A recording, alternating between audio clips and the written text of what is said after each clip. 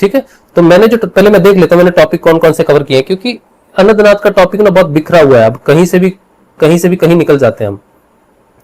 तो अनंतनाथ की उत्पत्ति हमने आपको बता दी, सूक्ष्म शरीर आपको बता दिए, चक्रों से जो होता है, और अंदर के दो जगत है, प्राण जगत है, दो तरह के हैं, एक स्थूल है और एक सूक्ष्म है।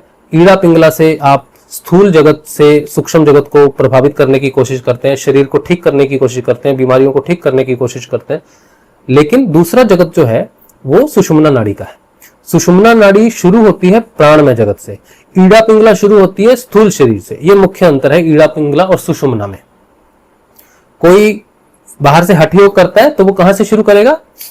स्थूल ईड़ा और पिंगला से शुरू करेगा।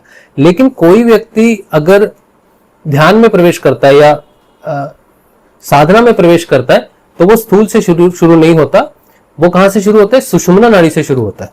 तो एक साधना आध्यात्मिक यात्रा जिसे बोलते हैं कि किसी व्यक्ति की आध्यात्मिक यात्रा शुरू होगी, अब वो कभी बंद नहीं होगी, अब वो पूरी होगी ही होगी, चाहे इस जन्म में हो चाहे अगले जन्म में हो।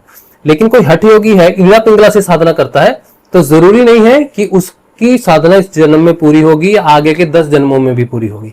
तो ईड़ा पिंगला की साधना करने वालों के कई जीवन आगे हो सकते हैं। लेकिन सुषुम्ना में प्रवेश कर गया कोई व्यक्ति तो उसका या तो ये अंतिम जीवन है या फिर अगला जीवन अंतिम है। तो ईड़ा और पिंगला से सर्वश्रेष्ठ और आध्यात्मिक नाड़ी मानी जाएगी सुषुम्ना नाड़ी। जो सुषुम्ना नाड़ी में प्रवेश करता है उससे भी अनहदनाद सुनाई देता है, और जो सुषुम्ना नाड़ी में प्रवेश करके अनहदनाद को सुनता है उसके लिए अनहदनाद के अलग अलग वैरायटी, अलग अलग साउंड का कोई प्रयोजन नहीं है। किसके लिए प्रयोजन है अलग अलग साउंड का? जो ईड़ा और पिंगला तक है, जो स्थूल जगत में है, जो हठ योग में है, उसके लिए नाद योग का प्रयोजन है। अब वो नाद योग किस लिए कर रहा है? अपने शरीर को ठीक करने के लिए कर रहा है, कोई सिद्धि प्राप्त करने के लिए कर रहा है, कोई शक्ति प्राप्त करने के लिए कर रहा है, लंबा जीवन जीने के लिए कर रहा है, वो उसका प्रयोजन है।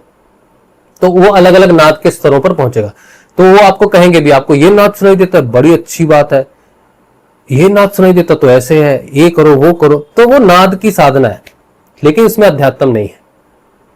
समझ रहे हो आप? अध्यात्म नहीं है। अध्यात्म कहां से शुरू होता है? स्पिरिचुअलिटी कहां से शुरू होती है? सुषुम्ना नाड़ी से शुरू होती है, सूक्ष्म शरीर से शुरू होती है, भाव शरीर से शुरू होती है। जो व्यक्ति सुषुम्ना में प्रवेश करता है केवल वही आध्यात्मिक कहलाने योग्य है। दूसरा कोई भी व्यक्ति किसी भी योग में है, कोई भी मंत्र जपता है, कोई भी साधना कर रहा है, वो आध्यात्मिक योग में नहीं है। कोई व्यक्ति सुबह उठता है 4 बजे, 8 बजे तक माला जपता है, फिर शाम को जपता है, कोई मंदिर का पुजारी है, कोई कुछ भी कर रहा है, लेकिन अगर उसने सुषुम्ना नाड़ी में प्रवेश नहीं किया है तो वो उस पर यह स्टैंप नहीं लगाई जा सकती कि वो आध्यात्मिक व्यक्ति है। वो आध्यात्मिक जिज्ञासु है, वो अध्यात्म में बढ़ना चाहता है, भगवान से प्रेम करता है। भगवान से प्रेम करने वाला व्यक्ति भी आध्यात्मिक व्यक्ति नहीं है। भगवान से प्रेम करने वाला व्यक्ति अच्छा व्यक्ति है, सत्वगुणी व्यक्ति है, संसार से प्रेम करने वाला है ना? तो हिंसावादी नहीं है, अहिंसा में विश्वास करता है, अच्छा व्यक्ति है, सत्वगुणी है, संसार के लिए बहुत अच्छा व्यक्ति है। कहते हैं ना, पूज्य व्यक्ति है, नमस्कार करो, ये सब करो।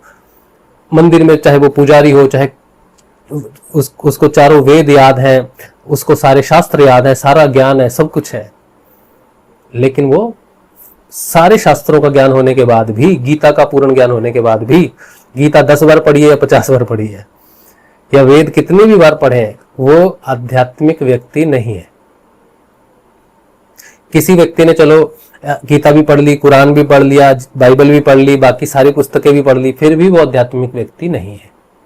किसी व्यक्ति का पूरा इंटरेस्ट है अध्यात्म में ही, वो सब कुछ जानना चाहता है, भगवान शिव के बारे में, पुराण के बारे में, टीका लगा रखा है, जनेऊ पहन रखा है, बोधी रख रखी है, बोधी मतलब ये छुट्टियां होती है ना, ये तो ये रखी है, सब कुछ रखा हुआ है, दिखने में पूरा लगेगा ये तो आध्यात्मिक व्यक्ति है। लेकिन हाँ, किसी ने सैफरन पहना हुआ है, किसी ने दाढ़ी, किसी ने जटाएं, कोई हिमालय पर बैठा है, कोई नंगा बैठा है, नागा साधु है, कुछ भी है। आते ना, महाकुंभ लगता है तो बहुत सारे साधु आते हैं, तो बहुत सारे साधु ऑनलाइन भी हिट हो जाते हैं ना, देखते हो। तो वो कोई भी आध्यात्मिक व्यक्ति नहीं है। आध्यात्मिक व्यक्ति केवल वही है जिसने सुषुम्ना नाड़ी में प्रवेश किया है, जो सुषुम्ना नाड़ी की यात्रा कर रहा है, वही है आध्यात्मिक व्यक्ति, क्योंकि अध्यात्म शुरू ही सुषुम्ना नाड़ी से होता है। शरीर से शुरू ही नहीं होता अध्यात्म। शरीर तो तैयारी के लिए है, हठ योग तो तैयारी के लिए है, नाद योग तो तैयारी के लिए है। सारे स्वांग, जनेऊ, टीका, टोपी या जो कुछ भी है, पहाड़ों पर है, ये किया है, नंगा है, इस योग में है, उसी योग में, ये सारी तैयारियां हैं। सुषुम्ना में प्रवेश करने के लिए ये सारे पंथ हैं या सारे समाज हैं, तैयारियां हैं, लेकिन आध्यात्मिक व्यक्ति की मोहर उसके माथे पर नहीं लगी।